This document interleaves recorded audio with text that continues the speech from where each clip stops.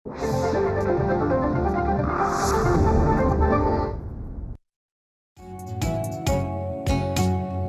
ग्राहक जागो, जागो जागो जागो, झाली नवी पहाट बघा हो. जागो ग्राहक जागो, करताना कुठलीही खरेदी नीट पारखून घ्या हो. जागो. जरी वाटले फसगत झाली सोडून देऊ नका हो. जाणा आपल्या अधिकारांना, कायद्यातल्या तरतुदींना, बेईमानांना धडा शिकवूया. जागो ग्राहक जागो, जागो ग्राहक जागो.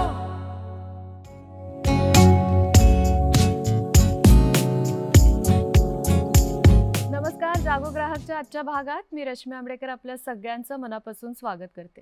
मंडळी, आपलं रोजचं जगणं सुकर होण्यासाठी इतक्या वेगवेगळ्या वस्तूंचा शोध लागला आणि त्याच्यामुळे रोजची कामं खरंच खूप सोपी झाली.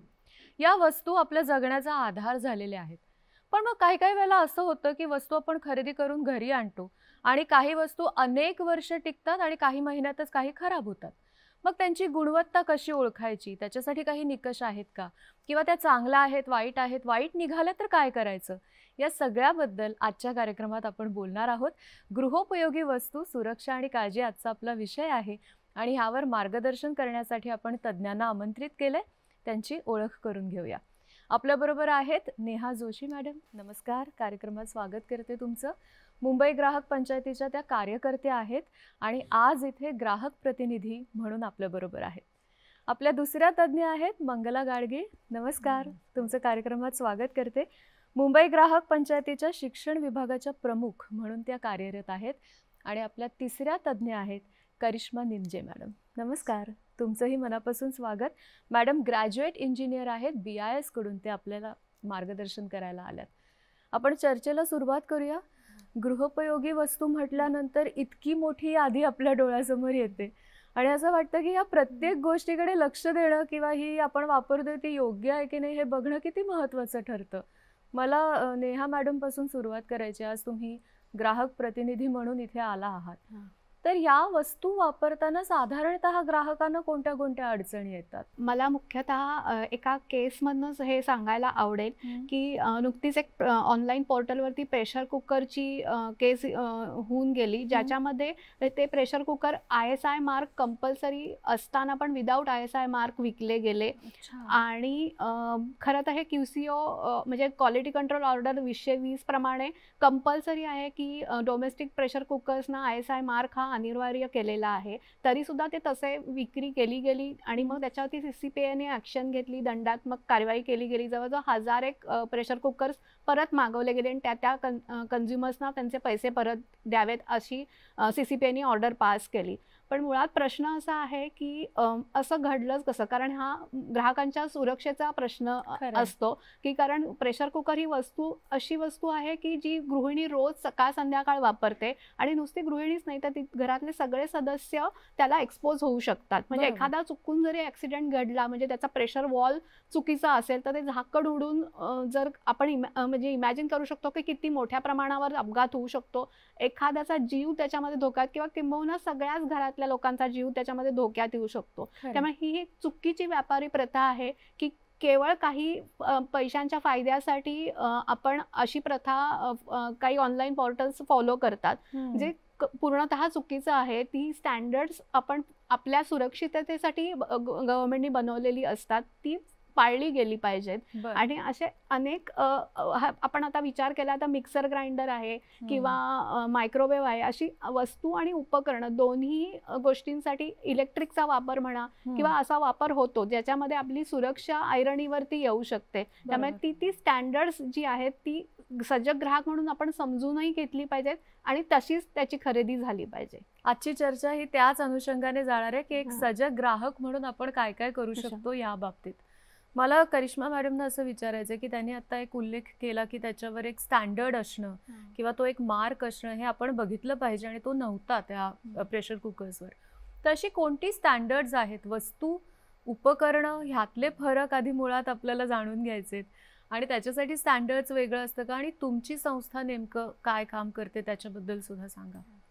स्टँडर्ड पहिले तर ग्राहकांना हे कळायला पाहिजे की स्टँडर्ड म्हणजे काय. स्टँडर्ड म्हणजे हे आहे की एखाद्या वस्तूचं परीक्षण करणारा घटक बनवले गेले आहे त्याला आपण स्टँडर्ड म्हणतो. म्हणजे स्टँडर्ड्स मध्ये सेफ्टी पर्पज, क्वालिटी, म्हणजे क्वालिटी आणि सेफ्टीचं प्रोडक्ट्स मिळाले पाहिजे लोकांना, त्याच्यासाठी आहे. स्टँडर्ड्स वेगवेगळे प्रकारचे, म्हणजे प्रोडक्ट्सला ISI मार्क येतो आणि स्मार्ट गॅजेट्स जे तुम्ही उपकरणे बोलले त्याला आपल्याला कंपल्सरी रजिस्ट्रेशन मार्क मिळतो. हा, ते ऍक्च्युली ते दोन फरक कळत नाही लोकांना, ते इश्यू आहे. आणि मेन म्हणजे प्रोडक्ट मध्ये अंडर आमच्याकडे लगभग BIS, bureau of Indian standard, सध्या 5 घटकावर काम करतो. एक आहे उत्पादन प्रमाणपत्रक देतो, स्टँडर्डायझेशन म्हणजे स्टँडर्ड बनवण्यासाठी पण काम करतो, हॉलमार्किंग मध्ये पण काम करतो, कन्झ्युमर प्रोटेक्शन साठी पण काम करतो. आणि आता जे बोलले की गुणवत्ता पातळी जाणण्यासाठी आपल्याला प्रोडक्ट टेस्टिंग करावं लागेल, त्याच्यासाठी पण BIS ने स्वतःचे 8 लॅब ओव्हरऑल इंडियामध्ये जनरेट केले आहेत. ते पण लॅब सुद्धा आहेत आमच्याकडे. आणि स्टँडर्ड प्रोडक्टसाठी भरपूर सारे स्टँडर्ड्स आहेत. जसं आता मॅडम बोलले की डोमेस्टिक प्रेशर कुकर, त्याच्यासाठी 2347 IS आहे. त्यानंतर आपलं मिक्सर झालं 4250 आहे, गॅस स्टोव आहे. सगळं प्रत्येक गोष्टीसाठी स्टँडर्ड्स अवेलेबल आहे आणि मॅन्डेटरी पण प्रोडक्ट्स आहेत. जसं लगभग आमच्याकडे BIS कडे 18,000 स्टँडर्ड्स अवेलेबल आहेत. हा, त्यामधून आय थिंक लगभग 550 या 650 स्टँडर्ड्स मॅन्डेटरी प्रोडक्ट आहे. मॅन्डेटरी प्रोडक्ट म्हणजे असं की मॅन्युफॅक्चर विदाउट ISI मार्क ते प्रोडक्ट विकू शकत नाही मार्केटमध्ये. ते बंधनकारकच आहे, बंधनकारक आहेत ते. आणि बंधनकारक प्रोडक्ट मिनिस्ट्री पण करतो आणि BIS स्वतः as a per the act 2016 नुसार BIS पण कोणत्याही प्रोडक्टला बंधनकारक करू शकतो. आणि ग्राहकांची डिमांड असेल तर ग्राहक ऑफिसमध्ये येऊन, म्हणजे त्यांच्या जवळपासच्या ऑफिसमध्ये येऊन चर्चा करू शकते की आम्हाला हा प्रोडक्ट आम्हाला बंधनकारक मध्ये आणायचा आहे. तर ते प्रोसेस पण BIS मग त्या प्रोडक्टला बंधनकारक मध्ये आणतो. म्हणजे अशीही काही प्रोडक्ट्स आहेत की जी आता तुम्ही सांगितलं तशी ती बंधनकारक आहे, ज्याच्यामध्ये प्रेशर कुकर आणि अजून कोणत्या 1-2 जर उदाहरण द्यायची झाली. प्रेशर कुकर आहे, मिक्सर झालं, स्विच सॉकेट झाले आपले इलेक्ट्रिकल, फॅन पण आहे, सिमेंट, या सगळ्यांवर ISI मार्क कंपल्सरी आहे. आणि मग अशी काही व्हॉलंटरी पण असतात, म्हणजे बंधनकारक काही आहेत तर काहींवर नसली तरी चालतात असं पण आहे. व्हॉलंटरी पण असतं. जसं फ्लेम प्रूफ एक्सटेन्शन आहे ते पण व्हॉलंटरी मध्ये, बंधनकारक नाहीये. तर पण लोक जे मॅन्युफॅक्चरर्सला ISI मार्क घ्यायचंय ते घेतात, ज्यांना नाही घ्यायचंय ते नाही घेत. पण जसं ग्राहकांची डिमांड आली की हा व्हॉलंटरी प्रोडक्ट आहे पण आम्हाला मॅन्डेटरी करायचं आहे, तर मिनिस्ट्री पण तो प्रोडक्टला मॅन्डेटरी करू शकतो किंवा BIS पण त्या प्रोडक्टला मॅन्डेटरी करू शकतो. BIS बद्दल थोडक्यात जाणून घ्यायला आवडेल, कारण ही खूप महत्वाची संस्था आहे जी आपली सगळी जी आपण उपकरणं वस्तू वापरतो त्याला स्टँडर्ड ती कशी चांगली आहे ते सुचवण्याचं काम करते. काय सांगा? BIS म्हणजे तर फुल फॉर्म लोकांना ब्युरो ऑफ इंडियन स्टँडर्ड हे माहित नाहीये. ऍक्च्युली सगळे लोक जाणतात की ISI मार्क म्हणजे BIS. एक्झॅक्टली, ISI हीच BIS आहे. ISI चं रिनेम झालंय BIS मध्ये. ISI ची स्थापना 1947 मध्ये अस्तित्वात आली. त्यामध्ये स्टार्टिंगच्या पूर्वीच्या काळात त्यांनी फक्त स्टँडर्ड बनवण्याकडे लक्ष केंद्रित केलं. आणि मग 1952 मध्ये प्रोडक्ट सर्टिफिकेशनचा कायदा अस्तित्वात आला. त्या प्रोडक्ट सर्टिफिकेशनचा कायदा अस्तित्वात आल्यामुळे ISI ने भरपूर साऱ्या गोष्टी अस्तित्वात केले, जसं लॅबोरेटरीज बोलले मी ते, आणि अदर कमिटीज पण. त्यानंतर ISI ला डिफिकल्ट झाले की प्रोडक्ट सर्टिफिकेशन मॅन्युफॅक्चरर्सला कसं द्यायचं. त्यामुळे ISI चे अधिकारी आणि अन्य काही अधिकारी मिळून ब्युरो ऑफ इंडियन स्टँडर्ड 1987 ला अस्तित्वात आलं. आणि त्याला ISI ला रिनेम केलं ब्युरो ऑफ इंडियन स्टँडर्ड. म्हणजे असा गोंधळ नको व्हायला की अरे ते BIS नाही ISI आहे मग घ्यायचं की नाही. तर ISI तर आहेच, पण आपण ज्याला म्हणूया व्यापक स्वरूप त्याचं BIS असं आहे. मला मंगलाताईंना प्रश्न विचारायचा आहे, हे स्टँडर्ड कसं मिळतं ह्याच्याकडे मी येईन, कारण ही प्रोसेस नक्की इंटरेस्टिंग असणार आहे, पण थोडं नंतर येऊया. MGP कडे अशा तक्रारी येत असतील की हे झालंय ते झालंय, किंवा MGP या सगळ्यामध्ये ग्राहकांना कसं मार्गदर्शन करते की तुम्ही वस्तू कशा विकत घेतल्या पाहिजेत किंवा काय सांगाल? अगदी बरोबर आहे. अशा येतात तक्रारी आमच्याकडे. आमचं जे तक्रार मार्गदर्शन केंद्र आहेत, तर तिथे अशा तक्रारी येतात, पण त्या मग आम्ही सोडवण्याचा प्रयत्न करतो. अच्छा. पण मुळात अशा तक्रारी उद्भवूच नयेत म्हणून आम्ही ग्राहकांना सजग करायचं काम करत असतो, की बाबा तुम्ही जी BIS जी आपल्याला हे देते, ISI मार्क किंवा आणखीन CRS मार्क किंवा काय जो, तर ही त्रयस्थानी दिलेली गुणवत्तेची आणि सुरक्षेची हमी असते. मग आपण वस्तू घेताना तो ISI मार्क बघून घेतला पाहिजे, हे फार महत्वाचं आहे, किंवा CRS मार्क बघून घेतला पाहिजे. हे जे इलेक्ट्रॉनिक गॅजेट्स असतात त्यांच्यासाठी, म्हणजे मोबाईल आपले असतील, स्पीकर्स असतील, अमकं असतील, त्याला CRS मार्क मिळतो. तर तो बघणं किंवा कसं बघणं किती महत्वाचं आहे हे आपल्याला मगाशी काही उदाहरणावरून आपल्याला कळलं, की घरामध्ये ऍक्सिडेंट्स होऊ शकतात किंवा. तर असं आम्ही सतत ही जागृती करत असतो, की ही त्रयस्थानी दिलेली हमी आहे ती बघा, पाळा आणि मगच खरेदी करा. अच्छा. आता ह्याच्यामध्ये परत आपल्या सगळ्या ग्राहकांनी हे सुद्धा लक्षात घेतलं पाहिजे, की ISI मार्क वेगळ्या वस्तूंसाठी आहे. तुम्ही आता जो मार्क सांगितला त्याचं काय नाव म्हणाला? CRS मार्क हा वेगळ्या गोष्टींसाठी, आणि मला वाटतं विद्युत उपकरणांसाठी सुद्धा वेगळ्या प्रकारे काहीतरी काम होतं. BEE एक त्याच्यामध्ये असतं, ते वेगळं. तर ह्या सगळ्या गोष्टी वेगळ्या आहेत, हे आपण थोडंसं लक्षात घेतलं पाहिजे. हे प्रमाणपत्र कसं मिळतं? मी समजा जर एखादी वस्तू निर्माण केली आणि मला जर त्याच्यावर ISI मार्किंग हवं असेल, तर त्याची काय प्रोसेस आहे? सर, स्टेप 1 तर हीच आहे की पहिले जो तुम्ही प्रोडक्ट मॅन्युफॅक्चर केलाय त्याचं स्टँडर्ड मध्ये स्कोप ऑफ लायसन्स चेक करावं लागेल. जसं आता तुम्ही मिक्सर प्रोड्यूस केलं, तर तुम्ही आमचं एक वेबसाईट आहे www.bis.gov.in. तिथे गेल्यानंतर टॅब आहे एक नो युअर स्टँडर्ड्स म्हणून. त्या टॅब मध्ये तुम्ही क्लिक करून बाय कीवर्ड किंवा बाय IS नंबर तुम्ही सर्च करू शकता. जनरली आता फर्स्ट टाइम तुम्ही ISI मार्क घेणार, म्हणजे तुम्हाला माहित नाही की कोणतं स्टँडर्ड तुमच्या प्रोडक्ट साठी आहे, बरोबर. तर तुम्ही बाय कीवर्ड यूज करा. मिक्सर टाकलं तर तुम्हाला 4250 IS शो होईल. अच्छा. ते मिक्सर, तो स्टँडर्ड तुम्ही डाउनलोड करू शकता आणि ते वाचल्यानंतर तुमच्या स्कोप ऑफ लायसन्स, म्हणजे तुमच्या जो प्रोडक्टचा स्कोप आहे तो स्कोप ऑफ स्टँडर्ड मध्ये असलं पाहिजे. अच्छा. हा. त्यानंतर मग आता तुम्हाला कळलं की तुमच्या प्रोडक्टला हा स्टँडर्ड मॅच होतो, IS 4250. त्यानंतर आमचं आणखी एक वेबसाईट आहे www.manakonline.in. हा. तिथे तुम्ही लॉग इन केलं की तुम्हाला रजिस्ट्रेशन करावं लागेल. पहिले सगळे डिटेल्स तुमचे फिल केलं की तुम्हाला लॉग इन क्रेडेन्शियल्स मिळणार. ओके. आणि लॉग इन क्रेडेन्शियल्स मिळाल्यानंतर तुम्ही लॉग इन करा. तिथे अप्लिकेशनचं एक टॅब आहे, तिथे तुम्ही जाऊन अप्लिकेशन सबमिट करू शकता. पण तिथे पण वेगळं प्रोसिजर आहे, की म्हणजे ऑप्शन 1 आणि ऑप्शन 2. आता ऑप्शन 1 आणि ऑप्शन 2 मध्ये फरक हे आहे की ऑप्शन 2 मध्ये लोकांनी मॅन्युफॅक्चर करायचं, ऑप्शन 2 मध्ये लायसन्सिंग घ्यायचं आहे, तर लोक पहिले टेस्ट रिक्वेस्ट जनरेट करावं लागतं त्या प्रोडक्टसाठी. आणि थर्ड पार्टी लॅबोरेटरी म्हणजे BIS कडे स्वतःची 8 लॅब आहे, आणि त्या व्यतिरिक्त 350 labs other private labs BIS आणि NABL लॅब्स पण आमच्याकडे आहेत. तर पहिले टेस्ट रिक्वेस्ट जनरेट करून NABL लॅबला ते प्रोडक्ट ते टेस्टिंगला पाठवतात. त्याचा टेस्ट रिपोर्ट रिसीव्ह झाल्यानंतर ते अप्लिकेशन्स करतात. अप्लिकेशन आम्हाला सबमिट झाल्यानंतर आम्हाला पण एक टाइम लिमिट आहे. अच्छा. हा, की 5 days मध्ये आमचं अप्लिकेशन स्क्रुटिनी होऊन फर्दर प्रोसेसला गेलं पाहिजे. स्क्रुटिनी झाल्यानंतर आम्ही एक हेड सरांना रिमाइंडर देतो की हा आमचं स्क्रुटिनी झालंय, ओके. तर अप्लिकेशन एक्सेप्ट होतं. अप्लिकेशन एक्सेप्ट झाल्यानंतर मग एक प्रिलिमिनरी इन्स्पेक्शन होतं. प्रिलिमिनरी इन्स्पेक्शन म्हणजे जे अप्लिकंटनी ऑलरेडी अप्लिकेशन मध्ये डॉक्युमेंट सबमिट केले आहेत सगळे, ते करेक्ट आहे की नाही, त्यांचं जे प्रिमायसेसचं त्यांनी ऍड्रेस दिलंय तिथे त्यांचं फॅक्टरी अस्तित्वात आहे की नाही, ते सगळं चेक करायला. तर प्रिलिमिनरी इन्स्पेक्शन मध्ये ऑफिसर तिथे जातात, सगळं चेक करणार त्यांचं. इवन तो सॅम्पल आम्ही तिथे इन हाऊस ते लोक लॅब पण सेटअप करतात एक पर्टिक्युलर क्लॉजसाठी.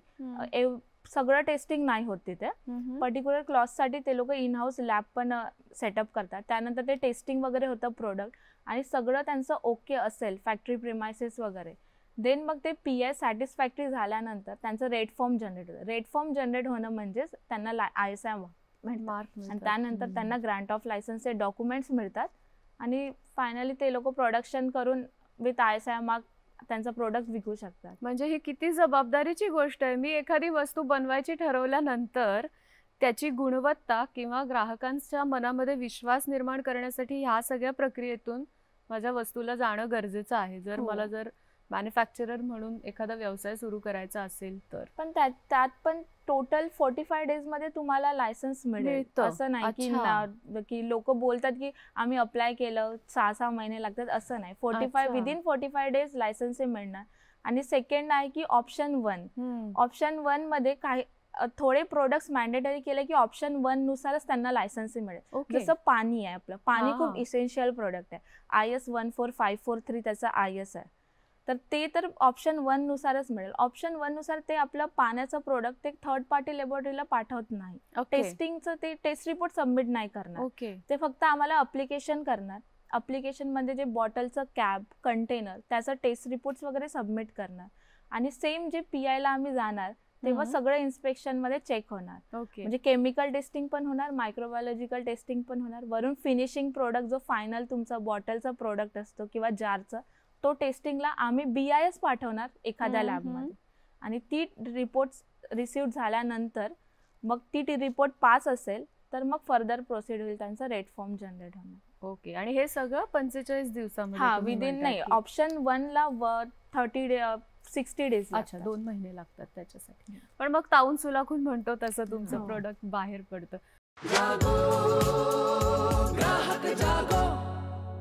मला नेहा मॅडमना असं विचारायचं आहे की तुम्ही मुंबई ग्राहक पंचायतीच्या कार्यकर्ते आहात, तर वस्तू खरेदी जेव्हा केली जाते एखाद्या ग्राहकाकडून तेव्हा कोणत्या कोणत्या गोष्टींची काळजी घेणं आधी ग्राहकाची ही जबाबदारी ठरते की त्याने काळजी कुठल्या कुठल्या गोष्टींची घेतली पाहिजे, खबरदारी काय घेतली पाहिजे? मुळात पहिल्यांदा आपण जेव्हा एखादी वस्तू मला घ्यायची असं ठरवतो तेव्हा आपली पहिल्यांदा गरज काय आहे आणि त्याच्याप्रमाणे मला काय काय ऑप्शन्स अवेलेबल आहेत ह्याचा विचार प्रामुख्याने केला जातो. एकदा ते ठरलं की मग आपण त्याची माहिती, हे जर मनात असेल तर आपण त्याची माहिती घेण्याची प्रोसेस करतो. म्हणजे माहिती आपण घेतली पाहिजे आणि तो आपला हक्कही आहे आणि जबाबदारी आहे. त्यामुळे मुख्यत्वे माहिती घेऊन मग एखादी वस्तू खरेदी करावी. आता मग ह्याच्यानंतर खरेदी करताना आपण अलीकडे असं झालंय की आपण ऍक्च्युअल जाऊन खरेदी करतो, त्याबरोबरीनेच आपण ऑनलाईन पण खरेदी करतो. आणि मग जेव्हा आपण गृहोपयोगी वस्तूंबद्दल बोलतो तेव्हा बहुतेक वेळा ती डिलिव्हरी आपल्याकडे येते. मग डिलिव्हरी आल्यानंतर मुख्य काय बघायचं तर आपल्याकडे आलेला बॉक्स इंटॅक्ट आहे ना, तो कुठेतरी टॅम्पर झालेला नाही ना, त्याच्यामध्ये काही छेडछाड झालेली नाही ना, कुठेतरी MRP जी आहे तिच्यावरती काही खोडाखाड नाही झालेली, किंवा मॅन्युफॅक्चरिंग डेट बघणं पण महत्वाचं आहे. म्हणजे जरी गृहोपयोगी वस्तू आहे किंवा इलेक्ट्रॉनिक अप्लायन्सेस आहे त्याला प्रत्येकाला मॅन्युफॅक्चरिंग डेट असते, ती खूप पूर्वीची तर नाही ना, हे सगळं बघायला पाहिजे. शिवाय आपल्याकडे एखादी वस्तू आल्यानंतर ती उघडल्यावर त्याच्यात काही आपल्याला डिफेक्ट दिसतोय का, किंवा उदाहरणार्थ आपण मायक्रोवेव्ह घेतला तर त्याचं डेमॉन्स्ट्रेशन असतं. म्हणजे त्यांचा कंपनीचा टेक्निकल माणूस घरी येऊन डेमॉन्स्ट्रेशन तुम्हाला देतो. ते जोपर्यंत होत नाही तोपर्यंत आपण स्वतःहून ती वस्तू वापरायला जाऊ नये, कारण त्याच्यात काय प्रॉब्लेम आहे हे आपल्याला माहिती नसतं सामान्य ग्राहक म्हणून. आणि एकदा ती आपण ओपन केली वापरली की मग तुम्हाला वॉरंटी पिरियड लागू होत नाही असं सहज कंपनी सांगू शकते. मग कुठल्या बेसिसवरती तुम्ही ते परत हे करणार, किंवा त्यात लावताना एखाद्या इलेक्ट्रिकल पार्टमुळे तुमची सेफ्टी धोक्यात येऊ शकते किंवा घरात काही प्रॉब्लेम होऊ शकतो. त्यापेक्षा त्या टेक्निकल माणसाच्या समोर सगळं समजून घ्यावं आणि मग ती वापरली जावी वस्तू, म्हणजे मग आपली सुरक्षितता बाधित होत नाही. हा खूप महत्वाचा मुद्दा आहे ना, कारण ती एक्साइटमेंट असते नवीन वस्तू आल्यानंतर. टीव्ही वगैरेच्या बाबतीत सुद्धा हे खूपदा होतं की नवीन टीव्ही आलेला असतो, आपल्याला असं वाटतं की आपण इन्स्टॉल करू शकू, तरी त्यांनी सांगितलेलं असतं की आमचा माणूस येईल 3 दिवसांनी, पण तेवढी उसंत आपल्यामध्ये नसते आणि मग समस्या येऊ शकतात. किंवा नावांच्या बाबतीत पण गोंधळ होऊ शकतो. म्हणजे आता उदाहरणच द्यायचं झालं तर ड्रिंकिंग वॉटर जे असतं त्याला ISI मार्क कंपल्सरी आहे. तर बिस्लेरी हे आपल्याला नॉर्मल हे माहिती आहे, तर त्याच्यामध्ये काय करतात, फसगत करताना त्या स्पेलिंग मध्ये गडबड केलेली असते. बिस्लेरीच्या ऐवजी बेल्सेरी किंवा असं काहीतरी वेगवेगळ्या प्रकारचं हे असतं. तर ते बघून घेणं, ती सजगता आपल्यामध्ये असणं, पूर्ण सगळं वाचणं, त्याच्यावरचं साधी पाण्याची बाटली आहे म्हणून आपण घाई गडबडीत कशीही घेतो तसं न करता ते वाचणं आवश्यक असतं. त्यामुळे ही सगळी काळजी घेऊन, किंवा ISI मार्क पण काही वेळेला फसगत होईल असं, म्हणजे जो त्यांचा स्टँडर्ड ISI मार्क आहे तसं न करता त्या लेटर्सच्या इनिशियल्समध्ये काही गडबड केलेली असू शकते, काही नंबर्स तो 7 डिजिट नंबर नसून काहीतरी गडबड असू शकते. तर ते खात्रीशीर आपण बघणं ही आपली जबाबदारी आहे. आता त्यांनी उल्लेख केला की लोगोमध्ये ISIच्या सुद्धा काहीतरी प्रॉब्लेम होऊ शकतो. तर काय नेमकं मग कसा ओळखायचा तो परफेक्ट तोच आहे किंवा हाच खरा लोगो आहे? मेन म्हणजे लोगोमध्ये वरच्या बाजूला IS नंबर शो होतो आणि खाली CML नंबर. आता CML नंबर 10 डिजिटचा आहे. लोक जेव्हा म्हणजे मिसयूज करतात ISI मार्क्सचा तेव्हा CML नंबर रॉंग लिहिणार, म्हणजे 10 डिजिटच्या जागी 7 डिजिट लिहिणार. ISI नंबरच्या मध्ये प्रॉब्लेम करणार, ते मिसयूज लोक करतात. त्याच्यासाठी आमच्याकडे एक BIS केअर ॲप आहे, ते प्ले स्टोअर मध्ये जाऊन इन्स्टॉल करू शकता तुम्ही. आणि तिथे आता जसं प्रोडक्ट आपण विकत घ्यायला गेलो मार्केटमध्ये, आता पॅकेज ड्रिंकिंग वॉटरच बोलले मॅडम IS 14543, तिथे लायसन्स नंबर असणार. तर सेम आमच्याकडे BIS केअर ॲप ओपन केल्यानंतर व्हेरीफाय लायसन्स नंबर मध्ये क्लिक केल्यानंतर तिथे लायसन्स नंबर टाकलं की लायसन्सचं पूर्ण हिस्ट्री शो होतं, म्हणजे नेम ऑफ द फॅक्टरी, कुठे फॅक्टरीचा ऍड्रेस, त्याचं करंट स्टेटस ऑपरेटिव्ह आहे की सस्पेन्शन मध्ये आहे, ते सगळं. आणि त्यानुसार मग ते सगळं डिटेल्स तुम्हाला मिळाल्यानंतर ते कळेल की लायसन्स ऑपरेटिव्ह आहे की नाही, म्हणजे हा प्रोडक्ट क्वालिटी आणि स्टँडर्डच्या माध्यमातूनच आहे. बरोबर आहे. हे आपण त्या ऍपवर गेल्यानंतर आपण ते चेक करू शकतो. ह्या सगळ्यामध्ये म्हणजे आपण खबरदारी घेतोय, कसं ओळखायचं हे सगळं आपण त्याच्याबद्दल बोलत असताना सुद्धा फसवणूक होते आणि त्याचं प्रमाण पण बऱ्यापैकी आहे. त्याची कारणं वेगवेगळी असतील की आपण घाईघाईत खरेदी करतो म्हणा, किंवा उत्पादकानेच काहीतरी प्रॉब्लेम केलेला आहे, किंवा ऑनलाईन परचेसमध्ये.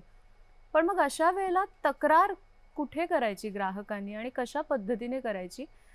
MGP ह्या सगळ्यामध्ये कसं मार्गदर्शन करते तक्रारीच्या संदर्भात हे सुद्धा आम्हाला जाणून घ्यायचंय. पण मी मॅडम पासून सुरू करते की आधी मुळात कशी तक्रार आम्ही करू शकतो आणि कुठे तक्रार करायची? आता जसं आपण मिसयूज होतो ISIचं ते डिस्कस केलं, तर सेम गोष्ट आहे की तुम्ही जेव्हा लायसन्स व्हेरीफाय करणार किंवा जसं मॅडमनी बोलले की स्मार्ट गॅजेट्सवर आम्हाला रेजिस्ट्रेशन मार्क देतो आम्ही, तर ते पण आपण चेक करू शकतो. पण जनरली आपण आता कन्सिडर करा की मोबाईलच्या पाठी आपल्याला रेजिस्ट्रेशन मार्क शो होत नाही, तर सेटिंग मध्ये जाऊन तिथे शो होतो की रेजिस्ट्रेशन मार्क आहे म्हणून. ते ऍक्च्युली लोकांना ते कळत नाही. आपण बोलले की रेजिस्ट्रेशन मार्क दिलं, पण लोक बोलतात की माझ्या फोन मध्ये तर आहे नाही. आम्ही असं जनरली खूप लोकांसोबत डिस्कस केल्या ग्राहकांसोबत की मोबाईलवर पण कंपल्सरी रेजिस्ट्रेशन मार्क आहे, ते बोलतात नाहीये आमच्या फोनवर. तर नाही, तसं नाही असतं, पण ते सेटिंग मध्ये जाऊन चेक करावं लागतं. सेटिंग मध्ये रिक्वेस्ट मध्ये गेलं की ते शो होतं रेजिस्ट्रेशन. मला वाटतं आपण आता बोलत असताना सुद्धा काही काही आपल्या बघणाऱ्यांनी तो मोबाईलवर बघितलं असेल की असं कुठे रजिस्ट्रेशन मार्क आहे. तर रेजिस्ट्रेशन मार्क पण आपण चेक करू शकतो आणि licence number, product certification mark पण चेक करू शकतो. तर तेच आहे की आपण सेम कंप्लेंट करायचं असेल तर complaint@bis.gov.in हे एक ईमेल ID आहे, त्याच्यावर तुम्ही कंप्लेंट करू शकता. आणि सेम आहे की BIS केअर ॲप मध्ये पण कंप्लेंटचा ऑप्शन येतो, तिथे पण तुमच्या मेल ID किंवा मोबाईल नंबरने लॉग इन केल्यानंतर तुम्ही कंप्लेंट करू शकता.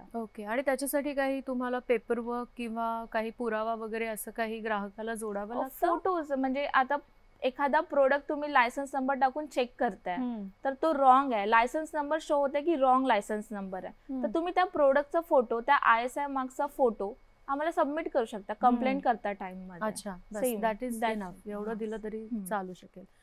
मुंबई ग्राहक पंचायतीकडे अशा तक्रारी येत असतील ना की आमची ही वस्तू घेतली होती, ही खराब निघाली, आम्हाला मदत करा. वस्तूंच्या तक्रारी भरपूर येतात.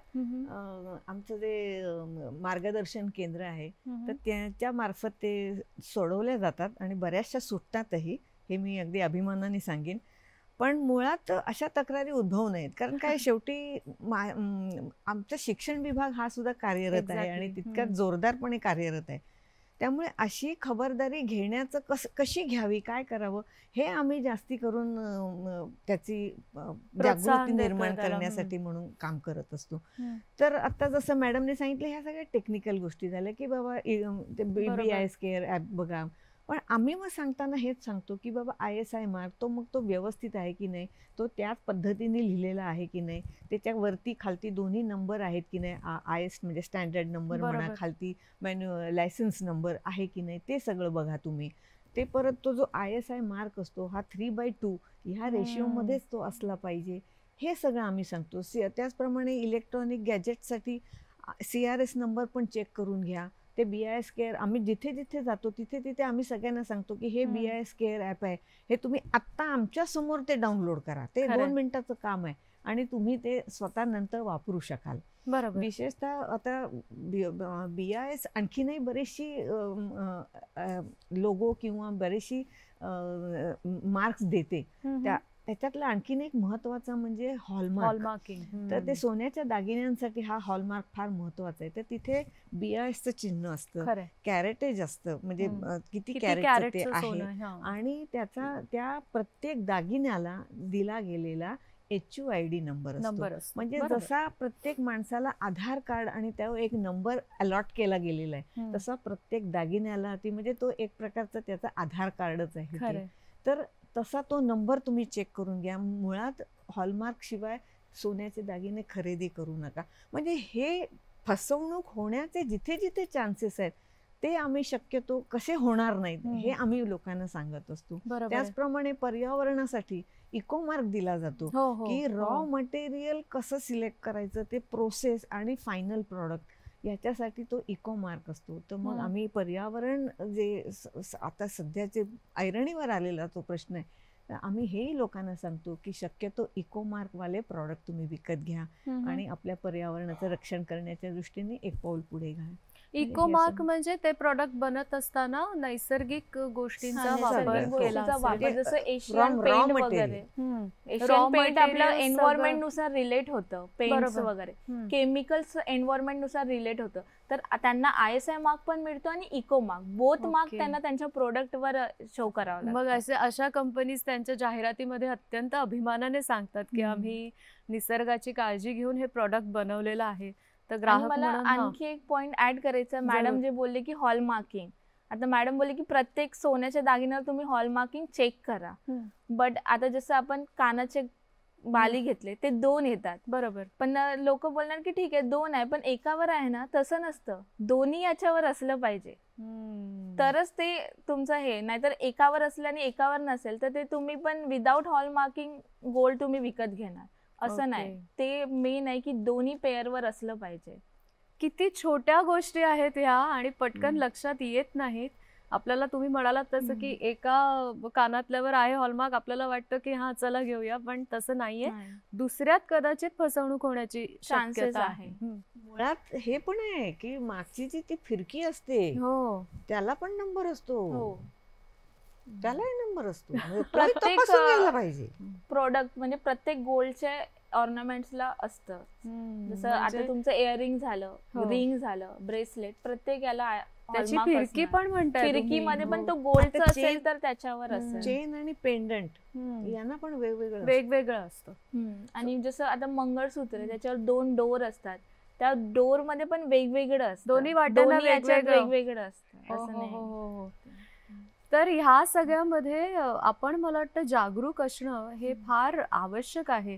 त्या मॅडम तुम्हाला अजून ह्याच्यामध्ये काय सांगायचंय की हे आता सोनं खरेदी वगैरे ह्याच्यामध्ये बऱ्याचदा असं होतं, थोडासा वेगळा प्रश्न मी विचारते, पण काही दुकानांमध्ये जेव्हा आपण जातो खरेदी करायला तेव्हा तिथे हॉलमार्किंग आहे का, किंवा तुम्ही रिसीट देताय का, किंवा तुमचा बॉक्स चांगला पॅक आहे का, यापेक्षा विश्वासाचं नातं असतं त्या दुकानदारांबरोबर. तर त्यावेळेला आपण हा विश्वास पुढे न्यायचा की थोडंसं कठोर होऊन ह्या गोष्टी बघायला पाहिजेत? काय वाटतं तुम्हाला?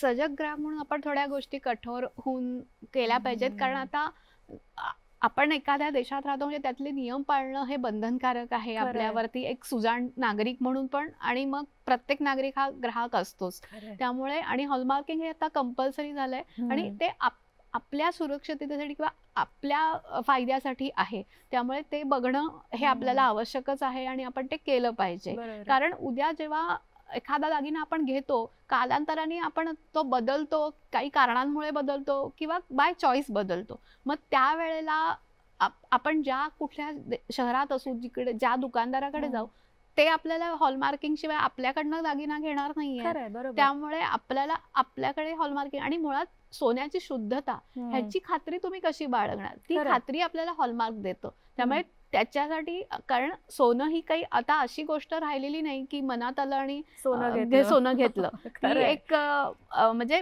नाही म्हटलं तरी बऱ्यापैकी पैशाची इन्व्हेस्टमेंट त्याच्यामध्ये असते. भावना तर असतातच, पण ती एक इन्व्हेस्टमेंट असते. त्यामुळे आपण आपले पैसे करेक्ट सोन्याच्या शुद्धतेसाठी देतोय ना. कारण सोनं हे 18 कॅरेट पासून 24 कॅरेट पर्यंत अवेलेबल असतं. त्यामुळे ते जे काही कॅरेट असतं त्याची किंमत आपण मोजत असतो. 18 कॅरेटची किंमत वेगळी आणि 24 कॅरेटची किंमत वेगळी. मग त्याची खात्री मला कोण देणार की बाबा हे 18 कॅरेटचंच आहे आणि हे 24? मग तो HYD नंबर जो मॅडम म्हणाल्या तो त्याच्यामध्ये ती शुद्धता नमूद केलेली असते आणि त्यामुळे आणि ती 3 चिन्ह त्याच्यावरती येतात. त्याच्यात ती शुद्धता पण मेन्शन असते. त्यामुळे आपल्याला खात्री असते की मी त्याच शुद्धतेचं सोनं घेतलेलं आहे. खूप छान पॉइंट तुम्ही मांडलात की त्याच्याकडे एक इन्व्हेस्टमेंट, जिथे आपला पैसा आपण त्याच्यासाठी दिलेला आहे, भावना तर आहेतच. ही गोष्ट मला वाटतं आपल्या सगळ्या मैत्रिणींनी लक्षात ठेवणं गरजेचं आहे. कारण काय ताई इतकी वर्ष आमच्याकडे खरेदी करताय असं म्हटल्यानंतर थोडं भावनिक आपल्याला सुद्धा गोंधळायला होतं, विरघळतो आपण. तुम्ही आता खूण केलीत तर थोडं कठोर होऊन आपण आपला पैसा त्याच्यात आहे आणि तो बराच आहे, तो कमी नाहीये, ह्याची थोडीशी खात्री करून घेणं गरजेचं आहे.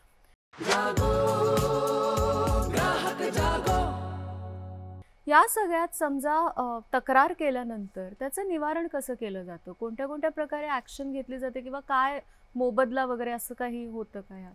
हो, म्हणजे तक्रार केल्यानंतर ग्राहकांनी आता एकदा तक्रार केली तर ते आमच्याकडे येणार की तक्रार काय आहे, कोण मिसयूज करतं ISI मार्कचं किंवा गोल्डचं. तर पहिले तर इन्व्हेस्टिगेशन होतं. BIS एक इन्व्हेस्टिगेशन करते, चेक करणार की तो मिसयूज करतोय की नाही. ते मिसयूज करत असेल आणि ते सापडलं गेलं तर त्याला फाईन पण असतो किंवा त्याचे जे प्रोडक्ट्स वगैरे त्या जे मिसयूज होत आहेत ते सीज करतो आणि डायरेक्ट ऍक्शन पण घेतो. कधी कधी खूप मिसयूज होत असेल तर डायरेक्ट त्याचं अंडर स्टॉप मार्किंग करतो आम्ही, त्याचं लायसन्स सस्पेंड करून घेतो. ओके. तर डायरेक्ट पण होतात आणि कोणत्या गोष्टीत आता कळत नाही की हा मिसयूज करताय की नाही आपल्या सर्च मध्ये आपण सर्च केल्यानंतर, तर मग एखाद्या वेळेस सर्च अँड सीजरचं पण ऑपरेशन कंडक्ट करतात BIS. ओके. अशा वेगवेगळ्या गोष्टींनी निवारण करतो ग्राहकांचं. आता नेहा मॅडमने उल्लेख केला की आपण कधी कधी वेगळ्या शहरात जातो आणि मग आपल्याला ती सत्यता वगैरे, तुम्ही सोन्याचं उदाहरण दिलं, पण आपल्याकडे बऱ्याचदा असं होतं बऱ्याच घरांमध्ये की इम्पोर्टेड वस्तू सुद्धा वापरल्या जातात. मग काही काही वेळेला त्या डायरेक्ट खरेदी करून आणलेल्या असतात परदेशातून तयार प्रोडक्ट, किंवा काही वेळेला इथे येऊन त्या असेंबल करायला लागतात. तर ह्यासाठीचे काही वेगळे नियम आहेत का? कशा पद्धतीने त्याची ऑथेंटिसिटी कशी काय मग ठरवली जाते? जसं इम्पोर्टेड प्रोडक्ट म्हणजे फिनिशिंग प्रोडक्ट इम्पोर्ट करत असाल तर BIS एक स्कीम चालवतो, foreign manufacturing certification. Okay. Same ISI मार्कच देतो त्या प्रोडक्टला, पण फॉरेन मॅन्युफॅक्चरिंग. अच्छा. तर बाहेर परदेशात पण लोकांना प्रोडक्टवर ISI मार्क शो होईल. जसं जे आता आपण स्टार्टिंगला बोललो होतो की बंधनकारक प्रोडक्ट, त्याच्यावर तर कंपल्सरी ISI मार्क लागणारच. तर जसं आता कोणी बाहेरून मिक्सर किंवा स्मार्ट गॅजेट्स, वॉच वगैरे विकत घेत असेल तर त्याच्यावर कंपल्सरी रजिस्ट्रेशन मार्क किंवा ISI मार्क असलं पाहिजे. आणि BIS एक स्कीम चालवतच आहे, तर फॉरेन मॅन्युफॅक्चरिंग लोक पण खूप सारे ISI मार्क आणि कंपल्सरी रजिस्ट्रेशन मार्क घेत आहेत. अच्छा. तर ते तर मेन आहे. आणि जसं तुम्ही बोलले की रॉ मटेरियल ते लोक इम्पोर्ट करतात आणि इथे इंडियामध्ये येऊन असेंबल करतात, तर रॉ मटेरियल साठी पण BIS ISI मार्क देतो. अच्छा. असं नाही की नाही देत, ISI मार्क देणार. आणि मग ते लोक रॉ मटेरियल इथे येऊन असेंबल केलं प्रोडक्ट, तर फिनिशिंग प्रोडक्टला पण इथल्या मॅन्युफॅक्चरला ISI मार्क घ्यावं लागणार. अच्छा. त्यामुळे पुन्हा एकदा एक ती ऑथेंटिसिटी आलीच की तुम्ही इथे ते प्रॉडक्ट अतिशय सुरक्षितपणे वापरू शकाल. यामध्ये वस्तू खरेदी करताना मंगला त्यांना विचारायचंय की आणि नेहाताई, दोघीही तुम्ही याबद्दल मार्गदर्शन करा की ग्राहकांचे काही हक्क आहेत, ते सुद्धा खूप महत्त्वाचे ठरतात जेव्हा ग्राहक म्हणून आपण वस्तू खरेदी करायला जातो. प्रत्यक्ष विकत घेतो, ऑनलाईन विकत घेतो, दोन्ही बाबतीत कोणते कोणते अधिकार आपण किंवा हक्क जे आहेत त्याच्यापासून सुरुवात करा. आपल्याला कन्झ्युमर प्रोटेक्शन ऍक्ट 2019 प्रमाणे 6 हक्क गव्हर्नमेंटनी दिलेले आहेत. त्यातले काही महत्त्वाचे उल्लेख करायचं झालं तर राईट टू सेफ्टी, म्हणजे मुख्य म्हणजे माझी सुरक्षितता. सो ते सगळ्यात महत्त्वाचं असतं. म्हणजे उदाहरणार्थ आपण स्विच बोर्ड घेतले तर त्याला ISI मार्क असणं कंपल्सरी, म्हणजे मला त्या त्या स्टँडर्डची खात्री आहे. आणि स्टँडर्ड म्हणजे ते युनिफॉर्म स्टँडर्ड्स आहेत, सगळीकडे ते समान आहेत. म्हणजे त्यामुळे त्याच्यातनं जो व्होल्टेज किंवा जे करंट पास होतो तो इतका सुरक्षित असला पाहिजे की त्यातनं मला शॉक नाही लागला पाहिजे. उदाहरण द्यायचं झालं तर अशा अनेक प्रकारची सेफ्टी प्रत्येक उपकरणाला, प्रत्येक गृहवस्तूला लागू होते. दुसरं म्हणजे राईट टू इन्फॉर्मेशन, माहितीचा अधिकार. म्हणजे RTI बद्दल जी डिस्कशन्स होतात ती वेगळी, आणि हा आपल्याला जो वस्तूंबद्दल जे माहिती पाहिजे. म्हणजे आज बाजारामध्ये एवढ्या एकाच प्रकारचे, म्हणजे आज मिक्सर घ्यायला गेलं तर तुम्ही 10 कंपन्यांची नावं सहज सांगू शकता. मग त्यातला मी कुठला निवडायचा, माझ्या गरजांप्रमाणे मी कसा निवडायचा, तर मला पूर्ण त्याची माहिती असली पाहिजे. जो आता आपण अगदी ऑनलाईन घेताना तुम्ही एक टर्म नेहमी बघत असाल, प्रॉडक्ट स्पेसिफिकेशन्स. बरोबर. म्हणजे ते किती वॅटचा आहे, 500 वॅटचा आहे का, त्याचा रंग काय आहे, त्याच्यासाठी वापरलेलं मटेरियल काय, ह्याचं पूर्ण माहिती मला मिळाली पाहिजे, जेणेकरून माझा चॉईस बरोबर असेल, मी त्याची निवड बरोबर करू शकेन. आणि माझी निवड बरोबर झाली तरच ते माझ्या गरजा पूर्ण करू शकणार आहे. त्यामुळे हे 2 मुख्य हक्क आहेत. आणि हक्क आणि पुढे येणारी ग्राहकांच्या जबाबदाऱ्या ह्या एक हातात हात घालून, हँड इन हँड म्हणतो तशा जातात. त्यामुळे हक्क आले की त्याच्याबरोबर आपली जबाबदारीही आली. मंगलाताई, जबाबदाऱ्या बरोबर आहे. हक्कांच्या पाठोपाठ एकाच नाण्याच्या 2 बाजू, हक्क आणि कर्तव्य. त्यामुळे नुसते हक्क घेतले आणि गप्प बसलो असं होत नाही. त्याच्या पाठोपाठ जबाबदाऱ्या पण येतात, कर्तव्य पण येतात. सगळ्यात पहिलं महत्वाचं मी असं सांगेन की चिकित्सकता ही आपण प्रत्येकाने, म्हणजे मी अगोदर पण नेहमीच म्हणत आली की डोळे उघडे ठेवून खरेदी करा, डोळे उघडे ठेवून ते वापरा. म्हणजे आता आणखीन एक असा हक्क आपण म्हणू शकतो की ग्राहक शिक्षणाचा अधिकार. ग्राहक शिक्षण म्हणजे काय की एखादी आता मोठी वस्तू, जसं मायक्रोवेव्ह आहे, वॉशिंग मशीन आहे, ही आपण वस्तू विकत घेतली, पण ती आणली आणि लगेच वापरायला सुरुवात केलं असं आपण नाही करायचं. त्याचा कंपनीचा माणूस, उत्पादकाचा माणूस आपल्या घरी येऊन ते योग्य रीतीने कसं वापरायचं ते प्रशिक्षण सुद्धा ग्राहकाने घेतलं पाहिजे. तर हे आपण व्यवस्थित, म्हणजे ही चिकित्सकता आहे, ही आपण पाळली पाहिजे. त्याच्याबरोबरच येते ऍक्शन किंवा आवश्यक कृती. थोडक्यात म्हणजे असं म्हटलं पाहिजे की मगाशी आपण तक्रार कुठे कशी करायची आपण हे बघत होतो. तर आपल्याकडे नेमकी आलेली वस्तू जर खराब निघाली तर गप्प न बसता त्याच्या विरुद्ध आवाज उठवणं, आपली तक्रार सोडवून घेणं, त्याचं निवारण करून घेणं, हे सुद्धा आपलं मोठं कर्तव्य आहे. एक हे झालं एक इंडिव्हिज्युअल किंवा वैयक्तिक ग्राहक म्हणून. पण संस्था म्हणून मुंबई ग्राहक पंचायत काय करते, तर ही जी जागरूकता आहे ती सगळीकडे पसरवण्याचं काम करते. आम्ही ठिकठिकाणी असे कार्यक्रम करतो.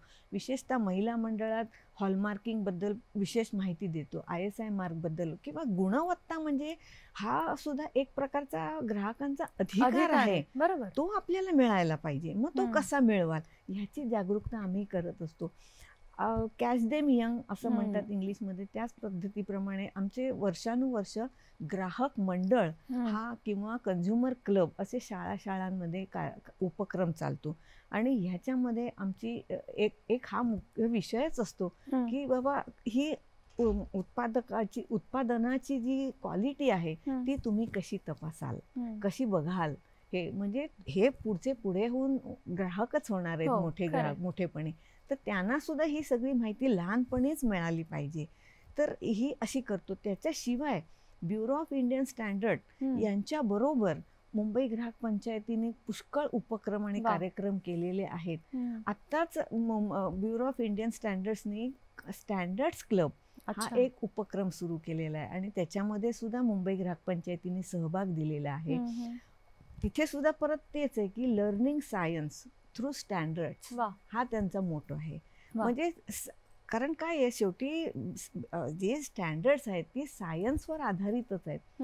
मग ती कशी काय, म्हणजे स्टँडर्ड्स क्लबमध्ये तर त्यांनी अशी छान कल्पना काढलेली आहे की एखादी वस्तू आहे जी त्यांच्या वापरातली आहे, समजा एक स्कूल बॅग म्हणूया आपण, तर ती स्कूल बॅग कशी असावी, म्हणजे त्याचं स्टँडर्ड काय असावं हे मुलानेच लिहायचं.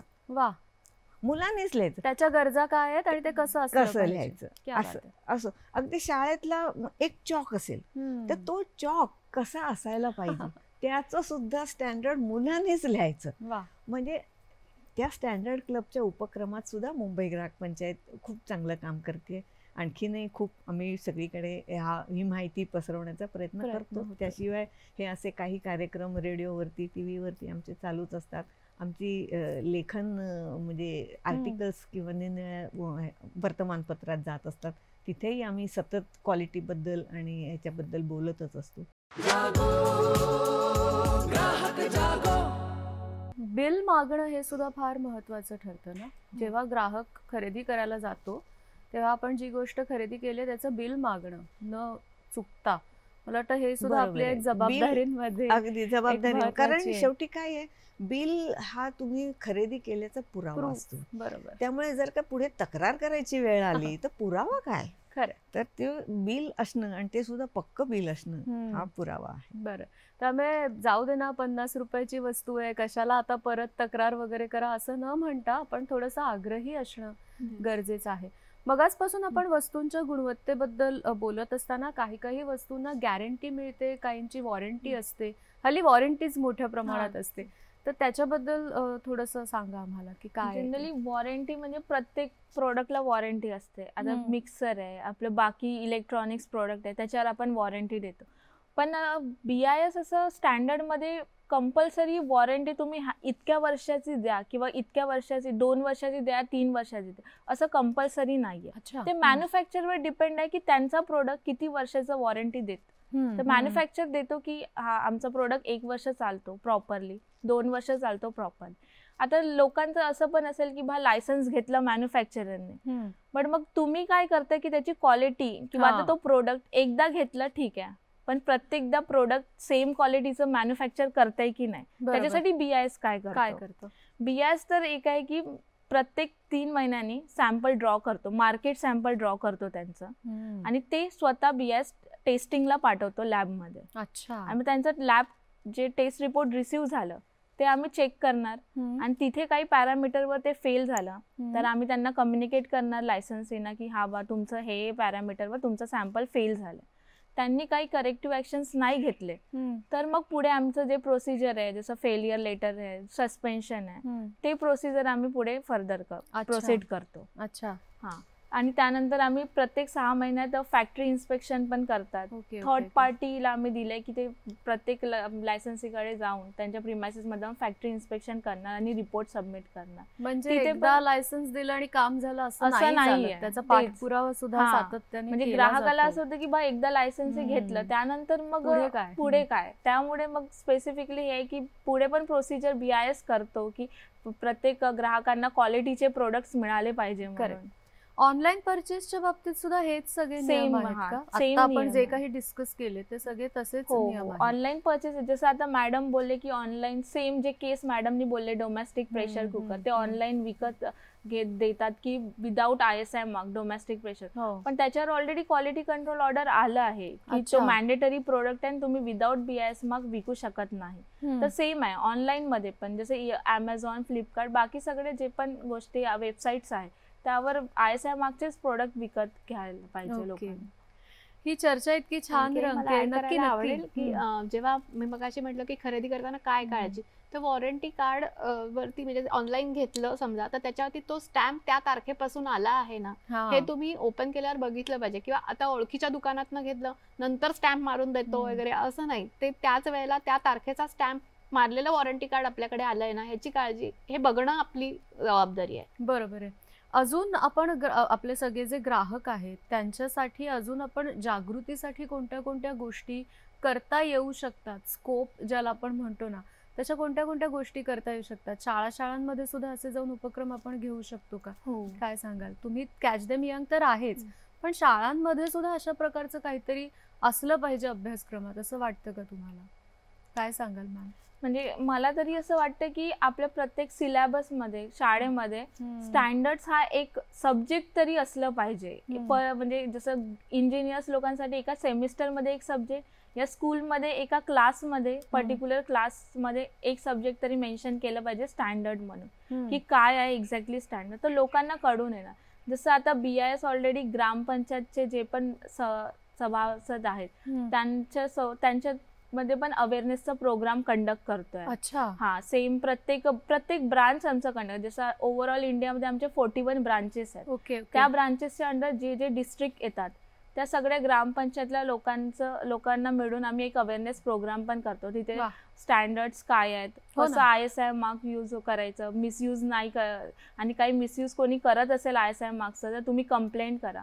त्या सगळ्या गोष्टी पण आम्ही म्हणजे करतो. आता सध्या प्रोग्राम अवेअरनेसचे प्रोग्राम सुरू आहे BISचे, पण खूप लोक ऍक्च्युली त्यांना असं वाटतं की ग्राहकांना काय कंप्लेंट करायची असं आहे. पण नाही, कंप्लेंट करा, तेव्हाच जाऊन तुम्हाला क्वालिटीचे प्रोडक्ट्स मिळणार. क्या बात. खूप वेगवेगळ्या प्रकारे आपली ही चर्चा पुढे जात असताना आता खरं तर वेळ संपत आली, तर मला जाता जाता तिघींनाही एक प्रश्न विचारायचा आहे. आत्ता आपण BIS बद्दल बोलतोय, गुणवत्तेबद्दल बोलतोय, एक भूमिका घेऊन आपण इथे आलेलो आहोत. पण असं जरी असलं तरी आपण सगळेच ग्राहक आहोत. जेव्हा आपण खरेदी करायला जातो तेव्हा ग्राहक, कदाचित मॅडम खरेदी करायला जातील तेव्हा त्यांच्या डोक्यात ती चक्र सुरू असतील की अरे ही सगळी मापकं बरोबर आहेत ना वगैरे, किंवा तुम्ही शिक्षणाच्या दृष्टीने त्याच्याकडे बघत असाल, तुम्ही कार्यकर्त्यांच्या दृष्टीने, पण तरी सुद्धा आपण ग्राहक आहोत. मला जाता जाता असं विचारायचं की तुम्ही ग्राहक म्हणून जेव्हा खरेदी करायला जाता तेव्हा कोणत्या गोष्टींकडे सजगपणे बघता किंवा बघितलं पाहिजे, कुठल्या गोष्टीवर कटाक्षाने लक्ष देता? नेहा मॅडम. एक तर आता उदाहरणातच घ्यायचं तर मायक्रोवेव्ह समजा मी घेतला असेल तर त्याचं मॅन्युअल जे येतं, जे गाईडबुक आपल्याकडे येतं, तर ते नीट काळजीपूर्वक वाचायचं. कारण जेव्हा मायक्रोवेव्ह वापरतो तेव्हा त्याच्यात 3 वेगवेगळ्या प्रकारचे मोड असतात. मी कन्व्हेन्शनला पण वापरू शकते, मायक्रोवेव्हला पण नुसतं गरम करण्यासाठी पण वापरू शकते. मग त्याच्यासाठी काय काळजी घ्यायची आहे, यात कुठल्या रेसिपीज कुठल्या ह्याला, तर त्याचं पूर्ण एक बुकलेट आपल्याकडे येतं. तर ते पूर्णपणे वाचून मग त्याच्यामध्ये कृती केली तर आपल्याच दृष्टीने ते सोयीस्कर पण जातं आणि सेफ्टी पण राहतं. मॅन्युअल ही अशी गोष्ट आहे की जी आपण बघत पण नाही कधी, पण ती खरं आपण वाचली पाहिजे, गरजेचं आहे. मॅडम. मी असं सांगेन की मगाशी मी कर्तव्य बोलताना म्हणजे आणखीन एक मला कर्तव्य इथे सांगायची इच्छा होतीये, ती म्हणजे सामाजिक बांधिलकी.